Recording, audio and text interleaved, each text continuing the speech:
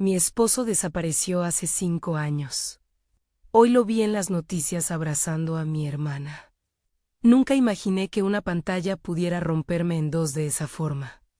Estaba sentada en la cocina, con Gail durmiendo en la habitación que habíamos pintado juntos. Y de repente en el informativo apareció la imagen, un abrazo, la cámara lenta de un telediario que enmarca gestos humanos para que la audiencia perciba culpa o redención. Fue un abrazo.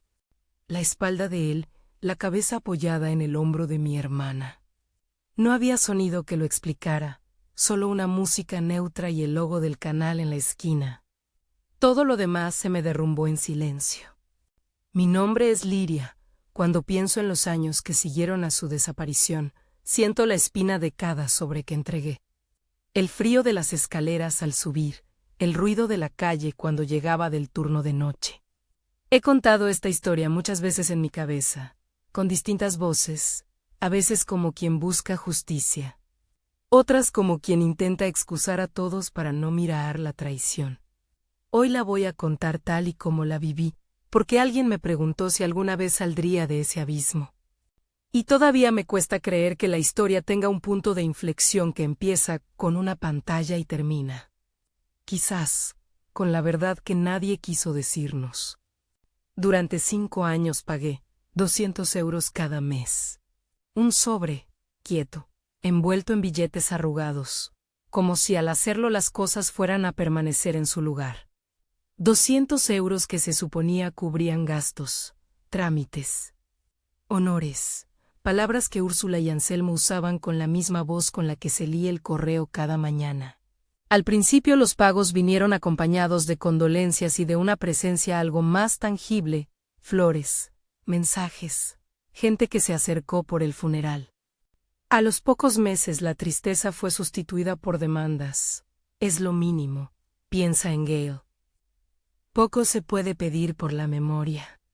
Y yo, con ojos cansados, pensé en Gail más que en mí misma. Le debía eso, le debía el techo. Le debía que los vecinos no cambiaran la mirada al cruzarse conmigo. No voy a decir que no supe que algo olía mal desde el principio. Hubo detalles que con un tiempo se convirtieron en afiladas ganas de preguntar. El ataúd era discreto. No vi fotos claras del entierro en el álbum familiar porque me decían que no era momento. La familia de él llegó desde fuera y se puso manos a la obra, organizar el papeleo, cerrar cuentas. Quedarse con la Mayo era parte de los objetos que formaban su vida. En la casa quedó un hueco que yo rellené con trabajo y con miedo. Aprendí a respirar con un ojo en la calle y otro en el cuarto del niño. De esto hace 5 años. Hace 3, una vecina, doña Elvira, me dijo en voz quedita lo que nadie se atrevía a decir en voz alta. Liria, ¿has mirado las cámaras del edificio? Lo dijo como quien sugiere mirar un armario polvoriento, por si acaso hay algo que no quieres ver. En un principio reí y le di las gracias por su preocupación. No hay cámaras, Elvira, será tu imaginación. Pero la duda se instaló, persistente. El primer hilo de este ovillo empezó cuando, por una mezcla de coraje y cansancio, llamé a Bruno. Bruno es mi primo. No es detective, no tiene placa, pero maneja ordenadores con la misma facilidad con la que yo manejo un carrito del supermercado. Lo conocí desde pequeña, siempre con alguna idea medio alocada que con Upo resultaba más acertada de lo que parecía. Le conté lo de la vecina. No le hablé de los billetes ni de las palabras de Úrsula. Le hablé de noches en blanco, de la necesidad de saber si lo que nos contaron era verdad. Bruno no prometió milagros. Me miró con esa mezcla de cariño y escepticismo que solo tienen los familiares que han visto nuestras peores decisiones. Trae lo que tengas. Gillo.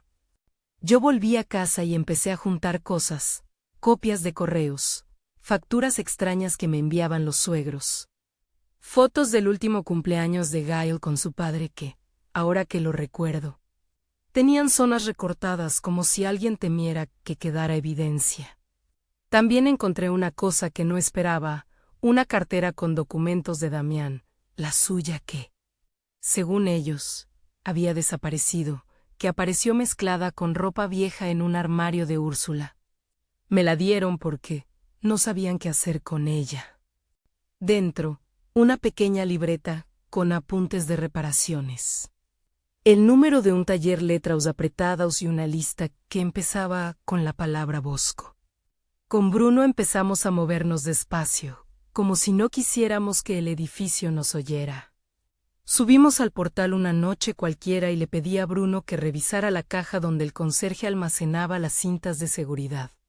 No voy a contar cómo lo hizo porque hay límites en lo que puedo decir sin promover prácticas indebidas. Sí diré que, al final, vimos algo en una pantalla, un hombre cojeando. Con una chaqueta vieja, que entra al 5, de a las 3 de la madrugada. Tenía la forma de su andar, esa manera de apoyar el pie derecho primero porque años atrás se había lesionado en un accidente de moto. Me quedé mirando la imagen hasta que me dolieron los ojos. No era perfecto, era una figura en escala de grises, pero mi instinto me dijo la palabra que no quería pronunciar, él. Cuando le mostré la imagen a Úrsula, se puso rígida. No es él, dijo. Anselmo frunció el ceño y trató de explicar que las cámaras mentían. Puede ser una coincidencia, dijo, y yo me di cuenta de que, para ellos, la ausencia era más conveniente que la presencia. En algún lugar, la desaparición de Damián les había dado un poder, la administración de una pena que se pagaba en dinero y silencio. Me sentí estafada no solo por la desaparición, sino por el modo en que esa ausencia había sido convertida en recurso. Buscar pruebas pasó a ser una necesidad que no me dejaba dormir. Encontrar a alguien que me ayudara no era fácil. La gente temía, la gente suponía, la gente hacía como si no viera. Con Bruno nos organizamos. Recuperamos grabaciones, transcribimos audios, guardamos capturas de pantalla en varios pendrives. A cada nuevo hallazgo, mi cabeza componía un cuadro que no quería aceptar, cada visita nocturna. Cada transferencia de dinero a cuentas que yo no reconocía, cada llamada corta al número de Néstor. Un nombre que salía una y otra vez en los registros telefónicos de Damián. Hubo un hallazgo que me dejó sin aliento. Un día, con las manos temblorosas, abrí de nuevo la caja donde la familia había guardado las cosas del funeral. Dentro del ataúd habían metido una bolsa transparente. Creí que era arena o luego descubrí que eran piedras. No voy a describir la sensación exacta de abrir algo destinado a no ser abierto, pero puedo decir que mis manos se enfriaron. Y que sentí la primera chispa que me impulsó a no callarme. Llamé a una amiga que trabajaba en un laboratorio forense. Ella no pudo ayudar en procedimientos oficiales, pero me aconsejó guardar todo y no tocar nada que pudieran examinar luego. Fue un error colectivo, todos estábamos tan convencidos de la narrativa familiar que nadie pensó en cuidar pruebas básicas. Por eso cada fragmento que conseguimos después fue una conquista. Con el tiempo fuimos armando un entramado, pequeñas transferencias en fechas clave. Un hombre que venía a dejar paquetes, Bosco, y que, al principio, me dijo que trabajaba con Damián. Fue fácil tender un hilo entre las visitas y los pagos. No es lo mismo tener un nombre que tener una cara. Bosco tenía una mirada dura, una sonrisa que se apagaba temprano, y un taller en las afueras donde reparaba cosas viejas. Lo visité 2 veces, la primera con preguntas tímidas. La segunda con una grabadora que me prestó Bruno. Le pregunté por Damián y su respuesta fue una excusa. Se fue a buscar trabajo fuera, ya sabes cómo es. Pero en una de sus frases, al decir el nombre Néstor, se le escapó un detalle, una dirección, un galpón. Un lugar que nunca figuraba en la conversación familiar. Entrar en ese galpón fue una de las cosas que más miedo me dio. No porque temiera por mi vida, sino por lo que encontraríamos. Cada paso me acercaba a una certeza que podría destrozar no solo la memoria que me habían vendido, sino también a la familia que aún tenía. Pero estaba harta de sostener la duda como un escudo. No quería más sobres. No quería más explicaciones con olor a excusa. Lo que vimos dentro del galpón no fue una escena de película. Era un cobijo precario, colchones en el suelo, una pequeña cocina improvisada, cajas con herramientas y, en una esquina, fotos arrugadas. Entre esas fotos, una que me heló la sangre, Damián, con barba incipiente, sin la elegancia de antes, sosteniendo a Gail en brazos. No era posible que él estuviera vivo y nunca hubiera venido a ver a su hijo. ¿Cómo no había oído nada? ¿Cómo permitieron que viviera tan cerca y nadie me avisara? Se mezclaban la incredulidad y la rabia, si era verdad que me habían mentido. La traición no solo había sido hacia mí, sino hacia mi hijo. Grabé esas imágenes con el móvil. Las grabé y las puse en 3 lugares distintos. No soy una mujer de acciones extremas, pero aprendí que la evidencia es lo que cambia el escenario de la emoción al hecho. Las fotos y los vídeos pasaron a manos seguras, una copia a Bruno, otra a una carpeta en la nube, otra impresas en un sobre que escondí en el cajón de la cocina. La sensación era extraña, al mismo tiempo que me acercaba a la posibilidad de un reencuentro con su figura viva. Me sentía traicionada por una familia que había organizado una narrativa que les beneficiaba. Hubo una conversación con Bosco que recordaré siempre. Se sentó frente a mí, con la cara marcada por las noches sin sueño. Al principio negó todo.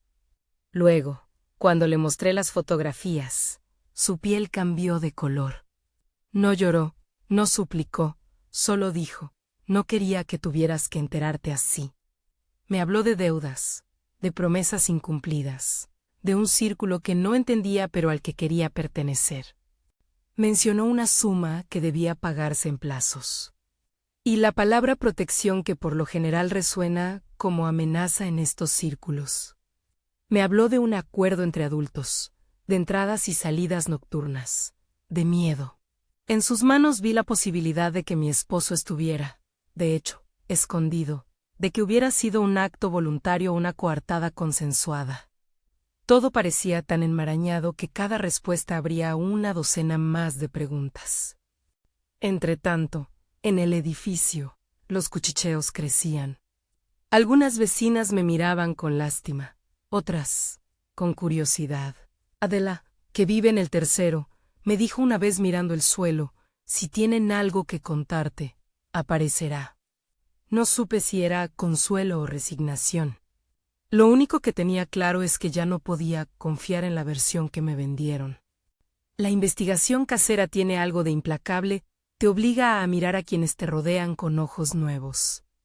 Vi señales que antes eran invisibles, llamadas a horas extrañas desde el teléfono fijo de la casa de los suegros. Entradas y salidas nocturnas. La presencia de un sobre siempre igual que alguien dejaba en la mesa del comedor. Anselmo cambiaba de conversación cuando yo aparecía. Úrsula, que antes me consolaba, empezó a tratarme con frialdad, como si yo fuera quien necesitara perdón por preguntar. No quiero hacer de esta narración un catálogo de rencores. Hubo momentos dulces en los que me aferré, una tarta que Damián dejó una vez en la nevera sin motivo aparente. Una nota escrita con la letra torpe que solo él tiene. Una canción de móvil que seguimos bailando con Gail después de cenar. No eran recuerdos fabricados. Eran la base de lo que anhelaba. Por eso, cuando la evidencia empezó a sugerir que quizá esas pequeñas cosas habían servido de coartada, mi pecho se cerró en un nudo que ni el tiempo pudo deshacer. El día que vi el telediario, todo eso volvió en una oleada. No fue una simple sorpresa. Fue una degeneración del concepto de familia que había sostenido. Me vi a mí misma sentada, con una taza fría en la mano, mirando a mi alrededor como si mi casa fuera una isla donde lo real se transformaba en ficción. El periódico local había colgado el reportaje porque la policía había montado una operación o eso decían y había imágenes de personas saliendo de un edificio con esposas. Yo quería creer en la justicia, pero también la voz en mi cabeza me decía que la televisión edita hasta las emociones. Cuando apareció el abrazo en la pantalla, mi mente intentó explicaciones que no tenían sentido inmediato, que sí se reencontraron por casualidad. ¿Qué si ella lo ayudó a salir de la espiral en la que estaba? ¿Qué si era todo una puesta en escena para desacreditar a alguien? Ninguna de esas hipótesis calmó la sensación de puñalada. Ver a mi hermana tan cerca de él, con la cara ladeada y los ojos cerrados, me hizo preguntarme por qué no se me ocurrió antes. Había mensajes, transferencias, visitas a escondidas. ¿Cuántas mentiras caben en una boda, en una cena, en las palabras que se pronuncian en silencio? No lo vi todo en ese instante. La cámara mostró solo un fragmento, el abrazo y luego un corte a un titular. Mi pulso se disparó. Mi estómago se volcó. Tiré la taza, que hizo ruido al chocar con el suelo, y me di cuenta de que había sido un gesto estúpido. Gail seguía en la habitación, dormido. Me levanté con pasos torpes y fui a verle. Dormía tranquilo, con la mano sobre el peluche que le regalaron en su primer cumpleaños. Lo toqué, como si al tocarle pudiera transmitirle la verdad que me estaba robando. No quise despertarlo. No quería que mi hijo supiera aún de mis sospechas, de mi plan, del terremoto que se avecinaba. Llamé a Bruno con las manos temblorosas. ¿Has visto el telediario?, le dije. No esperaba que él hubiera visto lo mismo, pero su respuesta fue una mezcla de preocupación y practicidad. Voy, ahora. En menos de media hora, estaba en mi cocina, con café en una mano y la mirada fija. Me contó que ya había hecho una copia del reportaje y que había capturado el fotograma del abrazo. Lo miré a los ojos y por primera vez desde que empezamos a reunir pruebas. Entendí que esto dejaría de ser un asunto doméstico y se convertiría en algo expuesto, público, quizá irreversible. Decidí no llamar a mi hermana de inmediato. Quería tiempo, aire, pruebas. No quería que una conversación entre nosotras sirviera para borrar algo en su teléfono o para que alguien, en la vorágine del golpe, hiciera desaparecer archivos. Eso puede sonar paranoico, pero aprendí con Bruno a mantener la evidencia separada, a replicarla, a no confiar en la buena voluntad de los demás cuando en juego hay intereses económicos y secretos guardados durante años. Mientras tanto, la comunidad reaccionaba. Mensajes en grupos de vecinos aparecieron con teorías, opiniones, yo creo que, sobre todo, juicios. Sentí la presión de la mirada pública, esa que juzga desde la comodidad del sofá. Le escribí a mi abogada, una mujer que había ayudado a muchas personas en casos de violencia doméstica y contra estafas. Sin pretensiones grandiosas, una profesional con mirada firme. Le expliqué lo básico: vídeos, fotos, la urna abierta y el abrazo en el noticiario. Ella contestó que lo primero era asegurar la evidencia y preparar un informe que, si la policía abría diligencias, respaldara mis sospechas. Fue la primera vez en meses que la palabra procedimiento me pareció un refugio. No voy a fingir que me sentí aliviada. Sentí, más bien, un agravamiento del daño, la certeza de que alguien que debía velar por nosotros, por mi hijo, por mí, había estado cerca y, de alguna manera, había participado en ese engaño. La traición duele más cuando viene envuelta en gestos familiares. Y la televisión, con su luz fría, lo mostró todo sin pedir permiso.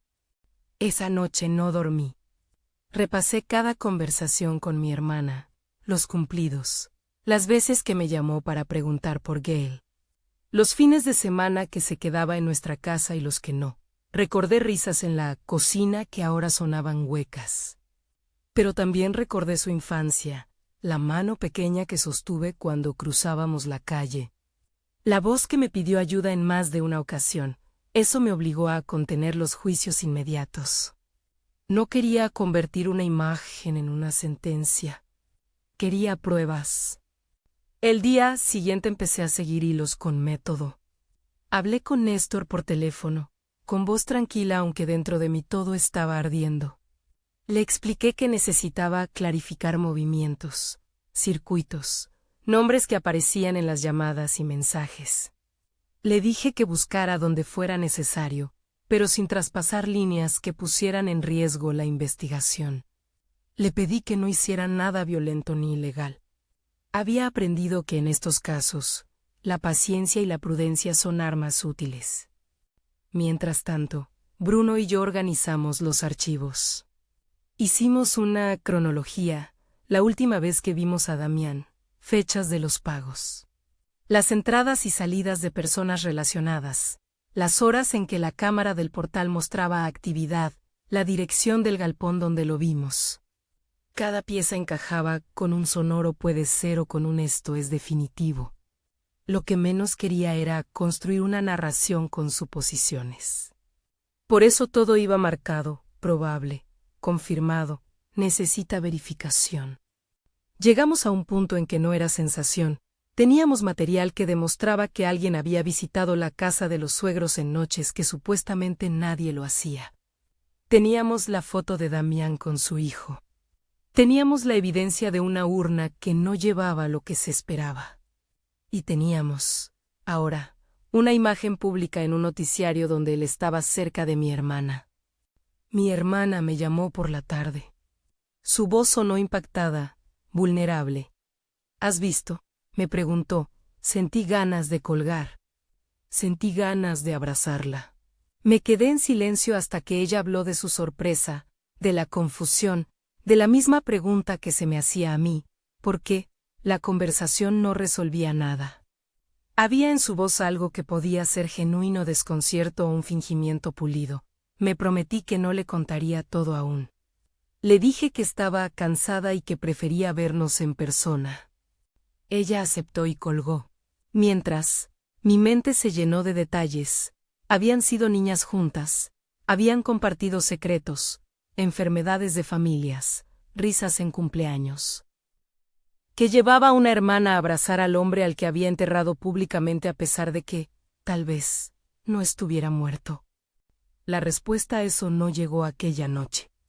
En lugar de una explicación, apareció la necesidad de preparar un plan. No quería hacerlo sola. Hablé con la abogada y le di instrucciones. Recopilar todo, prevenir a la policía si fuera necesario, preparar una denuncia con la evidencia que teníamos. Le dije que quería que lo hicieran con prudencia. No quería que una denuncia mal planteada nos dejara sin recursos o que, peor aún, pusiera en riesgo a Gail. Al caer la noche, me quedé mirando la televisión de nuevo. Repetí la secuencia del abrazo, cuadro por cuadro, hasta que me aprendí la postura de ambos. Había un gesto en la mano de mi hermana que no supe leer, ternura, alivio, cómplice. Cada vez que lo miraba, mi corazón daba un vuelco y mi cabeza buscaba explicaciones que la lógica no sostenía. Decidí que no actuaría sin más. No quería correr a la policía como si hubiera visto una película. Quería que los pasos que diéramos los sostuviera la evidencia. Guardé en una carpeta todo lo que tenía, capturas del noticiario, las grabaciones del galpón, las fotos de la urna, los testimonios de vecinos. Lo que sentí entonces fue una mezcla de poder y vulnerabilidad.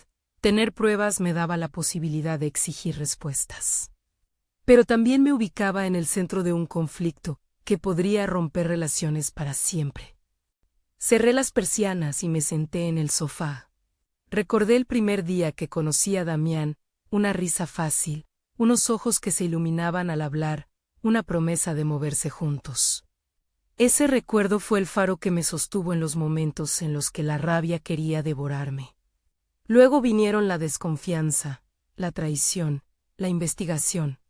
Pero también vino la protección de Gail, la necesidad de que su infancia no quedara marcada por mentiras que nosotros, los adultos, escondimos.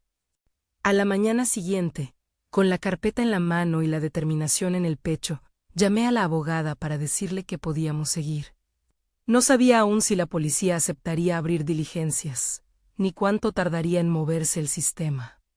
Pero algo había cambiado, ya no aceptaba la narrativa que me impusieron. Y el abrazo en la televisión me había dado una nueva certeza: la verdad, cuando se empeña, tiene maneras de salir. A veces lo hace por una pantalla, a veces por una voz, a veces por una foto guardada en un cajón.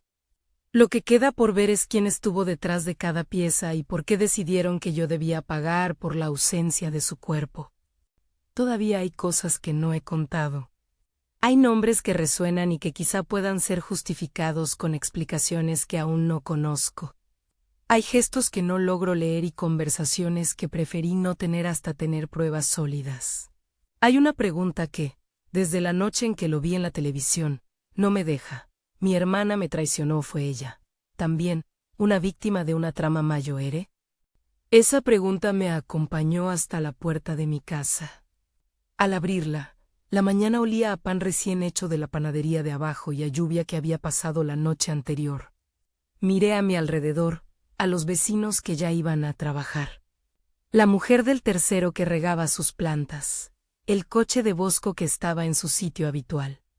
La esquina o el repartidor que siempre intenta aparcar en doble fila. Todo parecía normal y, sin embargo, el mundo en mi interior había cambiado de forma irrevocable. Cogí las llaves y salí. Mi objetivo no era confrontar todavía. Era reunir más material, hablar con la policía si era necesario, y proteger a Gaio de lo que viniera. Mientras cerraba la puerta, pensé que la vida tiene una manera extraña de poner pruebas en tu camino si te atreves a mirar. Si ese abrazo en la televisión era una casualidad, quería comprobarlo. Si era una verdad que nadie me dijo, quería que se reconociera con nombres y fechas. Y si era una traición de alguien que amo, quería saber por qué. Al bajar por las escaleras, la sensación era la de alguien que camina hacia un precipicio con la cuerda medio anudada. Miedo, sí, pero también una extraña certeza de que no retrocedería. No por rabia ciega, sino por la responsabilidad que me une a mi hijo. No permití que la duda me paralizara. Cuando llegué a la calle, saqué el teléfono y marqué un número que no había llamado en años, el de un periodista que había cubierto casos locales de corrupción y que alguna vez me pareció honesto. Necesitaba que alguien escuchara lo que tenía, que la historia no se quedase en un sobre en la mesa de la cocina. No esperaba una respuesta inmediata, y la verdad es que otras cosas me llamaban la atención. Una furgoneta con el logo del canal de televisión que había emitido el reportaje, un grupo de personas alrededor de un cartel que decía información. Las coincidencias me daban vértigo. No sabía si era el destino o el azar, solo sabía que no podía inflarme con suposiciones. Tenía que convertir esas imágenes en algo que pesara en la realidad. La voz del periodista en el teléfono sonó curiosa y profesional. Le dije lo esencial, que tenía material, que había una urna con piedras, que tenía fotos de Damián con mi hijo y que ahora aparecía en un noticiario abrazando a mi hermana. No le di detalles, no era el momento. Le pedí que si quería, viniera a escuchar lo que tenía, y le propuse que no publicara nada sin antes verificar las fuentes. Su silencio fue breve. Yo quería. En el fondo, sabía que una vez que das ese paso, la historia toma vida propia. Volví a casa con un peso nuevo. No era solo mío. Estaba en manos de otros. Y eso me asustaba y al mismo tiempo me daba esperanza. Preparé una lista de preguntas, una carpeta con documentos y una doble copia de todo. Si alguien iba a cuestionar mis motivos, quería estar preparada. Hubo momentos en que pensé en todo lo que corría riesgo, mi relación con mi familia, mi trabajo, la custodia de Gail. Las dudas me atacaban como pequeñas olas, pero me mantenía firme. Entonces, al cerrar la carpeta, recibí un mensaje que temí al instante. Era de mi hermana. ¿Puedes verme hoy? Te necesito, decía. No quise contestar de inmediato. Subí las escaleras lentamente, cada una parecía más larga que antes. Al entrar en casa, vi la televisión apagada, la taza en la mesa, el peluche de Gail en el sofá. Me senté y respiré hondo. Comprendí que la conversación que tendría con mi hermana no sería como las de antes. Y comprendí, más aún, que el abrazo que vi en la televisión no era un final, era el inicio de una investigación, que nos obligaría a mirar dentro y aceptar lo que encontráramos. Abrí la carpeta y volví a mirar las imágenes. El abrazo, de nuevo cada vez más claro, cada vez más real. Cerré los ojos, sí, por un segundo. Imaginé que todo podía resolverse con una explicación sencilla, un encuentro fortuito, una ayuda, un malentendido. Pero la voz en mi cabeza, más práctica ahora, me pedía que no me fiase de las apariencias. Con el teléfono en la mano, respiré una vez más y marqué el número de la abogada. Le dije que me reuniera con ella al mediodía. Esta vez, la decisión no era solo una reacción a una traición. Era la necesidad de proteger a mi hijo y de buscar la verdad. Quedaba mucho por hacer, y lo que vendría después pondría a prueba todo lo que creía saber sobre las personas que me rodeaban. La abogada me esperaba en su despacho con una taza de té ya fría sobre la mesa. Tenía la mirada firme que me hizo sentir, por primera vez desde que empecé todo esto, que no estaba sola. Le entregué la carpeta sin dramatismos. Las cosas ya no necesitaban teatro para ser creídas. Hice una pausa y le dije, con la voz más neutra que pude, lo esencial, las imágenes del galpón, la urna con piedras, las transferencias, las grabaciones del portal y el fotograma del abrazo en el noticiario. Ella leyó, asintió y clavó un lápiz en su libreta. Lo primero, dijo, es asegurar todo esto. Segundo, prepararemos una denuncia por estafa, apropiación indebida y, si procede, por simulación de fallecimiento. Yo me encargaré de que la policía tenga la información bien ordenada. Nada de escándalos públicos por ahora. No quieres que alguien borre pruebas o que se alteren móviles. Asentí, más por alivio que por convicción. La palabra procedimiento seguía sonando fría, pero era un refugio. Antes de entrar en más papeles quise ver a mi hermana. Era inevitable. Necesitaba mirarla a la cara y escucharla con todas las cartas sobre la mesa, aunque eso significase romper algo que ya estaba roto. Quedamos en un bar discreto, uno de esos donde los camareros no hacen preguntas si eres una clienta habitual. Cuando llegó, su aspecto era el de siempre, la misma melena rizada, las manos que jugueteaban con la taza, pero había en sus ojos un cansancio que no conocía. Se sentó frente a mí sin saludar, como si el silencio fuera una forma de condena. Liria, yo no quería que te enteraras así. Dijo antes de que yo dijera nada. Su voz sonó pequeña, contenida. Le pedí que me contara todo lo que supiera, sin adornos, sin omisiones. Al principio habló de forma atropellada, encuentros furtivos en la calle, llamadas en momentos extraños, excusas para salir de la casa de nuestros padres. Me dijo que había visto a Damián en 2 ocasiones en el último año, siempre de noche, siempre con prisas. Me decía que venía a ver a Gael. Me dijo, y su mano buscó la mía instintivamente. Yo le dejaba algo de comida, alguna ropa, y él se marchaba. No quería contarte por qué. Porque te habrían atacado y yo pensé que era mejor así. Sus palabras se tropezaban entre la culpa y una explicación que, en mi cabeza, sonaba a justificación. Le pregunté si había recibido dinero de su parte o si había tenido contacto con Bosco o Néstor. Negó con la cabeza y luego con la voz quebrada dijo que antes se había llegado a intercambiar mensajes con un número que aparecía en la agenda de Damián. Un contacto que ella creía era de un amigo que le buscaba trabajo. Yo le expliqué lo que teníamos, las fotos del galpón, la urna vacía, las transferencias a cuentas que no reconocía y las imágenes del portal. Le mostré, con la frialdad de quien no quiere añadir más espectáculo, el fotograma del abrazo. Ella lo miró y su rostro cambió. Yo no sabía que lo iban a emitir así, murmuró. No era un abrazo de alegría, fue un momento de miedo. Él me abrazó porque estaba asustado y no sabía cómo seguir. Me pidió que le ayudara a desaparecer de su vida. Me dijo que si me involucraba podía proteger a Gael. Sus manos temblaban. Te juro que no me quedé con dinero. No cobré por nada. Escuché cada palabra, Pero la mente me gritaba otra cosa: las transferencias, las llamadas, el requetear de sobres en el comedor. Pedí más. ¿Hay algo que puedas mostrarme? Mensajes, llamadas, transferencias a tu nombre. Ella apartó la vista y, tras un momento de vacilación, sacó su móvil.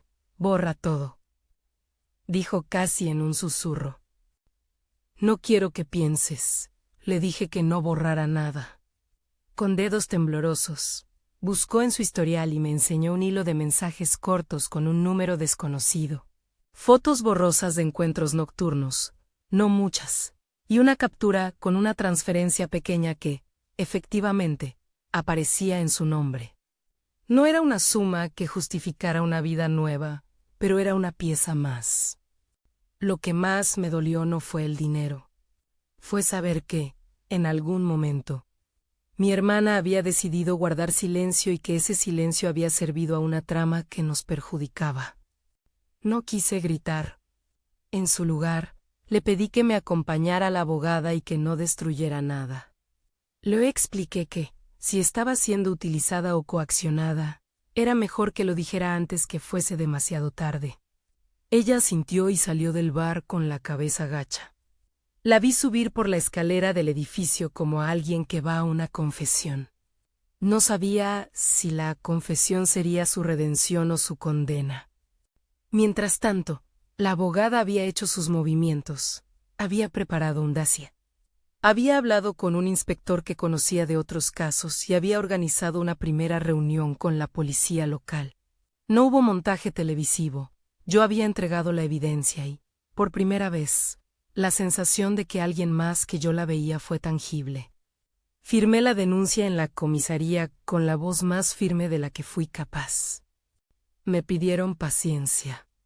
Me pidieron que no divulgara detalles, porque podía entorpecer la investigación. Acepté, aunque por dentro sabía que las noticias ya habían empezado a desgranarse. La operación policial vino semanas después. Fueron jornadas intensas de nervios. No quiero narrar tecnicismos, pero sí puedo decir cómo se siente estar en la sala de espera de un juzgado, con la carpeta sobre las rodillas y las manos clavando las uñas en el papel. La abogada me pidió que no hablara en los medios y que dejara que la policía hiciera su trabajo. Le obedecí, no por miedo, sino por estrategia. Sabía que cualquier movimiento en falso podía provocar que las pruebas desaparecieran. Era una especie de geometría de la prudencia. Hoy te mueves así, mañana puedes tener todo. El día de la operación me permitieron estar cerca. No dentro de la redada, pero sí lo bastante para ver cómo se desarrollaba. Ver a alguien que conoces, a alguien a quien se dio por muerto. Caminar esposado es un acontecimiento que retuerce la realidad. Vi salir del galpón a Bosco, con la cara desencajada, como quien no entiende que lo que creyó inquebrantable se descomponga en segundos. Lo vi, y por un momento sentí deseos de golpear el cristal entre nosotros. No lo hice, mi corazón golpeó fuerte, pero mantuve la compostura. Vi también a Néstor, esa figura que había aparecido tantas veces en llamadas y mensajes, escoltado por policías. Algunos encontraron dinero escondido, otros documentos. La policía procedió a detenerlos a todos para tomar declaración. También requisaron varios teléfonos y ordenadores. Miré al coche que se alejaba con los detenidos dentro y supe que algo en esa zona de sombras empezaba a despejarse. No vi a mi cuñado esa mañana. No fue hasta la comparecencia previa que lo vi. Salió por una puerta lateral, con una barba más larga de lo que recordaba y con esa mirada que nunca supe interpretar del todo. Cuando nuestras miradas se cruzaron, sentí una corriente eléctrica que me atravesó. Él no me miró con odio. Me miró con algo que no pude leer: pena, temor, culpa. Se fue sin decir palabra. Ese gesto fue suficiente. Después de la operación, la policía me llamó para comunicarme que había hallazgos relevantes, móviles con conversaciones, registros de transferencias y, entre otras cosas, indicios suficientes para abrir una investigación más profunda. No voy a correr el riesgo de dar nombres o sentencias. Sé que a la gente le gustan los finales concretos, pero la realidad de estos procesos es más lenta y menos cinematográfica. Hubo detenciones, hubo declaraciones. La caja de los secretos había sido abierta y, aunque aún quedaban muchas piezas por explicar, nos encontrábamos en un terreno distinto, el de lo verificable. En el proceso hubo momentos que rompían la rutina del trámite burocrático. Me llamaron a declarar, algo que viví con una mezcla de alivio y temor. Decliné contar cosas que solo servirían para alimentar narrativas. En cambio, aporté lo que consideraba clave: las fotos del galpón, la urna abierta, las grabaciones y los movimientos bancarios. Vi a la policía arquear las cejas frente a algunas fechas y algunos nombres. Les entregué una lista de personas que podrían colaborar. Les hablé de la vecina que me instó a mirar las cámaras, de Bosco, de Néstor y de la implicación residual de Úrsula y Anselmo. Se llevaron muestras y documentos. Sentí, por primera vez en años, que alguien escuchaba mis palabras sin transformarlas en discursos que me redujeran a la víctima llorosa de siempre. En paralelo a la actuación policial, los medios comenzaron a remover el caso. El reportaje que vi la primera noche había abierto una ventana que ya no cerraría. Algunos periodistas llamaron. El periodista al que había contactado respondía con prudencia y, en su caso, con humanidad. Pidió hablar con mi hermana, con vecinos, con gente del taller de Bosco. Al principio nos inquietó esa exposición. Preferíamos la discreción. Pero entendimos que la presión mediática bien dirigida podía acelerar procesos que tardaban demasiado en la vía judicial. Mi hermana y yo fuimos a declarar juntas en un momento. Fue una experiencia dolorosa. Entrar en una comisaría sabiendo que alguien te está observando como si tu vida fuera una novela barata. Ella habló con sinceridad, contó los encuentros. La ayuda que había prestado para traer ropa limpia y comida. Negó haber recibido grandes sumas de dinero y afirmó que su intención había sido siempre proteger a Gail, no sé qué. Impresión dejó a los que la escucharon. Yo, por dentro, me debatía entre creerla y sentirme traicionada. No era sencillo. No quiero presentar a mi hermana como inocente ni como culpable de manera fácil. La verdad suele residir en matices y en contradicciones. Hubo fracturas familiares que se hicieron visibles. Úrsula se encerró en su casa y decía que todo era una confusión. Anselmo, por su parte, mantuvo una actitud que oscilaba entre la negación y la rabia. Me llamaron testigos que no quería ver, personas que antes me sonreían en la escalera ahora me miraban con distancia.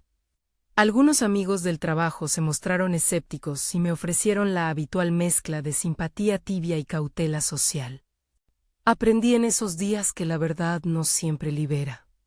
Algunas veces la verdad lastima, deja un rastro que obliga a poner órdenes nuevos y reconstruir relaciones. Cuando la investigación avanzó lo suficiente, la policía procedió con citaciones formales. Algunos les ofrecieron medidas cautelares. Hubo un registro en la casa de los suegros y, aunque no encontré grandes cantidades de dinero escondidas en cajones, eso me lo cuentan los agentes. Se apareció documentación que justificaba movimientos económicos poco claros. Parte de esos fondos estaban destinados a pagar gastos y servicios. Términos que la investigación comenzó a describir con más precisión. No voy a inventar un banco de pruebas que no tengo. Simplemente digo que la acumulación de indicios fue suficiente para que la causa evolucionara. Hubo una audiencia en la que pude entrar. Ver a Bosco y a Néstor frente a un juez fue surrealista. El juez escuchó las grabaciones, las explicaciones de la policía y la exposición de la abogada. No voy a detallar cómo falló todo, pero sí diré que esa mañana, al salir del juzgado, sentí una mezcla de alivio y agotamiento. Alivio porque lo que antes era un rumor se había convertido en un expediente. Agotamiento porque todo lo que había sucedido le había robado años a mi vida y a la infancia de Gail. Comprendí que la reparación no sería solo económica. sería también la restitución de la dignidad que me habían usurpado. En paralelo a todo esto, un día recibí una llamada que me dejó sin aliento. La policía había localizado a Damián. Me pidieron que no fuera al lugar, que no interviniera, que esperara instrucciones. Sentí un torbellino de emociones, incredulidad, ira, alivio. Deseos de entender que le había impulsado a fingir su muerte o a desaparecer. Nos había abandonado por voluntad propia. Había sido coaccionado. ¿Había una razón que justificara tanto engaño? La mera existencia de esas preguntas me desquiciaba. Finalmente, me permitieron verlo durante una diligencia policial. Fue un encuentro breve. No hubo abrazos, ni gritos, ni escenas grandilocuentes. Nos pusieron en cuartos diferentes, sí. A través de una puerta entreabierta, pude verle la cara. Era el mismo hombre que amé. El tiempo y la barbilla mal afeitada lo habían transformado, pero sus ojos seguían siendo reconocibles. Me miró como quien busca permiso para decir algo, pero teme que las palabras ya no tengan fuerza. Yo no le dije nada.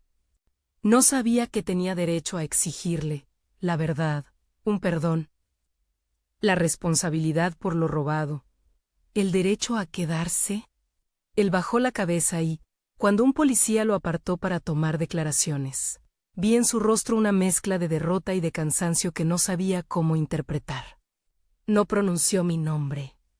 Mi hermana, en cambio, tuvo la oportunidad de dar su versión más adelante. Se sentó frente a los investigadores y explicó su relación con él, la ayuda que había prestado porque, decía, creía que lo que hacía era protegernos de algo peor. Dijo que había tenido miedo y que había optado por la mentira como una forma de ponerse a resguardo. Para mí sus palabras sonaban a confesión y a explicación arrepentida. No quiero absolverlas sin fundamento. Solo describo lo que sentí, una pérdida y, al mismo tiempo, una puerta abierta a comprender que las decisiones de los demás a veces nacen del miedo y no de la maldad pura. Poco a poco, el Estado comenzó a moverse en términos concretos, bloqueos de cuentas, citaciones a declarar y la posibilidad de recuperar parte de lo sustraído. Por prudencia jurídica, prefiero no abundar en cifras exactas ni en nombres de bancos. Sí puedo decir que, con la ayuda de la abogada y de la fiscalía, conseguimos recuperar una parte del dinero. No todo volvió, no al menos en el corto plazo, pero recuperar algo fue un alivio. Honestamente, la restitución económica no cura la humillación, ni devuelve los años que transcurrieron con sobres y miradas cómplices. Sin embargo, me permitió respirar con menos ansiedad, pagar deudas acumuladas y formalizar una situación que nos permitiera seguir adelante. La reconstrucción fue lenta. Hubo noches en las que me despertaba y pensaba que todo había sido un mal sueño. Otras semanas me sorprendía riendo con Gail en la cocina, olvidando por instantes el ruido de los papeles legales. Comprendí que volver a la normalidad no consistía en borrar el pasado, sino en aprender a convivir con él. El proceso me enseñó a poner límites con mi familia de origen. Distancié lo que debía distanciarse. No por rencor eterno, sino por la necesidad de no ser rehén de comportamientos que habían facilitado el daño. Fue doloroso. Hubo abrazos que se quedaron a medias y llamadas que no respondí. En lo emocional hubo una transformación paulatina. La rabia se volvió motor en lugar de obstáculo. Convertí la indignación en energía para exigir justicia y protección para mi hijo. Dejé de permitir que nadie me dictara qué debía sentir por el hombre que había compartido conmigo una vida y que, de golpe, fue responsable de una trama que nos dejó en la penuria. También descubrí que perdonar no es lo mismo que olvidar. Perdonar es una decisión que tomas para no quedar atada a la amargura. Aún hoy no sé si podré perdonar por completo, pero trabajo en que el perdón no suponga la renuncia a decir la verdad. Hubo complicaciones inesperadas. En el proceso judicial algunas personas que antes eran cercanas se mostraron en contra. Otros, en cambio, se acercaron con solidaridad. Aprendí a distinguir, Entre quienes me ayudaron, hubo vecinos valientes que testificaron. Una amiga laboratoria que guardó la urna sin tocarla y que nos apoyó con peritajes no oficiales que reforzaron nuestra narrativa inicial. Bruno siguió siendo mi apoyo incondicional. El primo que empezó esto como una especie de favor se convirtió en un aliado que no pidió nada a cambio. Si hay algo que guardo con gratitud es su lealtad. El abrazo en la televisión no desapareció de mi memoria. Se me aparecía a veces de forma involuntaria, como un fotograma que no borras. Sin embargo, con el tiempo, su fuerza mermó frente a la evidencia de que la verdad, aunque tardía, emergía. Ver cómo se tejía la investigación fue un proceso de catarsis. Dejar que la prueba sustituyera a la sospecha me dio un terreno firme sobre el que caminar. Y sobre ese terreno intenté construir un mundo más seguro para Gael. En lo práctico, me mudé, cambié de barrio. No por huir, sino para empezar con un aire más limpio. Alquilé un piso más pequeño, con una ventana que da al parque donde Gael juega ahora. Empecé a trabajar menos horas nocturnas y más tiempo junto a él. La economía del hogar se estabilizó. Gracias a gestiones y a la devolución parcial de fondos por la vía judicial. No recuperé todo, no al menos del modo en que se recupera una vida entera, pero recuperé suficiente para respirar. También aprendí a decir no, no mi tiempo. Mi paz y mi hijo no estaban en venta. Hubo, por supuesto, momentos de tentación, noticias sensacionalistas, entrevistas que ofrecían dinero por cuentos dramatizados. Rechacé la mayoría. Hubo, no obstante, una entrevista breve con un medio local que respetó la historia y la conté sin buscar fama ni venganza. Me interesaba que la historia sirviera de advertencia. El amor puede ser usado como herramienta para manipular. Y la compasión puede ser instrumento de control si no se acompaña de transparencia. Quería que mi experiencia ayudara a alguien a no caer en la trampa del silencio pagado con sobres y excusas. Con mi hermana la relación no se reparó completamente. Tuvimos conversaciones largas, dolorosas, en las que a ratos reíamos por recuerdos de la infancia y a ratos nos mirábamos con distancia. Ella mostró arrepentimiento y cierta vergüenza. Acordamos que lo mejor sería dar tiempo, que la confianza se reconstruye con actos y no con palabras. No deseo convertir esta historia en una lección moral simple. La gente actúa por miedo, por necesidad, por egoísmo o por amor mal entendido. Mi tarea no fue juzgar a quien tuvo miedo, sino proteger a mi hijo y rescatar la verdad. Numpo la vida se acomodó en sus arrugas. Gael empezó a dormir sin despertarse por pesadillas derivadas de los gritos silenciosos que antes escuchaba por la noche. Empezó a llevar bolsas al cole con normalidad. Aprendió a andar en bici. Yo volví a sonreír sin culpa. En los cumpleaños, soplábamos las velas sin hablar del pasado. Eso no implicaba olvidar. Significaba que habíamos elegido ocupar el presente. El proceso judicial avanzó con su lentitud habitual. Hubo acusaciones formales, diligencias, peritajes y, cuando correspondió, acuerdos que permitieron que algunos de los implicados respondieran por sus actos. No voy a detallar sentencias ni a convertir esto en un tribunal público. Si digo que el Estado hizo su parte en la medida en que fue requerido, hubo medidas cautelares, recuperaciones parciales y, sobre todo, el reconocimiento de que se había cometido un fraude donde la desaparición aparente había servido para lucrar. A mí me importaba, sobre todo, que el sistema me ayudara a demostrar lo que yo ya sospechaba desde hacía años.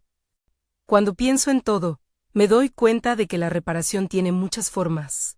La económica es una. Pero también lo son la dignidad recuperada, las noches sin sobres y la posibilidad de volver a mirar a la gente sin esperar una trampa. Aprendí a no cargar por siempre con la culpa que otro impuso. Recuperé mi nombre como mujer, no solo como la esposa de alguien que murió, y me reconecté con la persona. Que soy más allá del drama. La pregunta que me acompañó desde la primera noche en que vi el abrazo, ¿mi hermana me traicionó o fue ella también víctima? Obtuvo respuestas ambiguas. Hubo momentos en que las pruebas indicaron complicidad por parte de ciertos miembros de la familia. Hubo otros en los que quedó claro que la coacción y el miedo habían sido factores determinantes. La verdad fue compleja y no siempre binaria. Aprendí a convivir con esa complejidad sin que me impidiera pedir justicia donde correspondiera. Hoy, años después de aquel abrazo en la televisión, me siento con menos peso no he olvidado. Simplemente me he permitido construir una casa nueva, literal y metafórica. Las paredes están pintadas de un color que a Guy le encanta. En el salón hay una foto de los tres, antes de la tormenta, que nunca quité. La guardé como recordatorio de lo que también fuimos y de lo que no debemos permitir que otros definan. A veces, por las noches, me pregunto cómo hubiera sido mi vida si hubiera mirado las cámaras antes, si hubiera sido más desconfiada desde el principio. A veces agradezco a la vecina que sugirió mirar, a Bruno por no dudar y a mi abogada por su templanza. Hay nombres que quedan grabados con gratitud, otros, con decepción. La lección es que la verdad, cuando la buscas con paciencia y método, tiene aliados imprevisibles, una vecina curiosa, un primo que sabe manejar un ordenador, una amiga que no teme decir esto el limao. No soy heroína. Soy una madre que decidió que su hijo merecía una infancia sin sobres, y una mujer que decidió no dejar que su autoestima fuera moneda de cambio. Si algo de mi historia puede servir, es esto: no tengas miedo de preguntar, de mirar y de proteger a quienes dependen de ti. No te sientas avergonzada por buscar pruebas ni por pedir ayuda. A veces la valentía es pedir una segunda opinión, guardar una foto en 3 lugares distintos o hablar con una abogada que te dé estructura legal. La dignidad se recupera con pasos pequeños y firmes. Si hay algo que el abrazo en la televisión me enseñó, es que la apariencia puede ser una trampa. La televisión mostró un gesto y, en cuestión de segundos, mi mundo se fracturó. Pero también me enseñó que ese mismo gesto puede ser el detonante que te impulse a buscar la verdad que otros intentaron esconder. No siempre la verdad llega como una liberación inmediata. Muchas veces es una reconstrucción paciente, y esa reconstrucción merece el esfuerzo. A quienes han seguido esta historia, a quienes han sentido el nudo en la garganta cuando vi el abrazo, les diría esto: no te quedes callado ante lo que te hace daño. Busca ayuda, junta pruebas, sí, sobre todo, protégelos a quienes no pueden defenderse. Yo elegí actuar. No siempre fue fácil, ni bonito. Pero al final me permitió abrir la puerta a una vida donde Gail no crece con la sombra de un secreto pagado con sobres. Si esta historia te ha llegado, comparte y suscríbete. Cuéntanos en los comentarios qué hubieras hecho tú en mi lugar. Tu experiencia puede dar valor a otra persona que hoy dudas si mirar la cámara o cerrar la puerta con el silencio como escudo. Yo decidí mirar, y esa decisión cambió mi destino.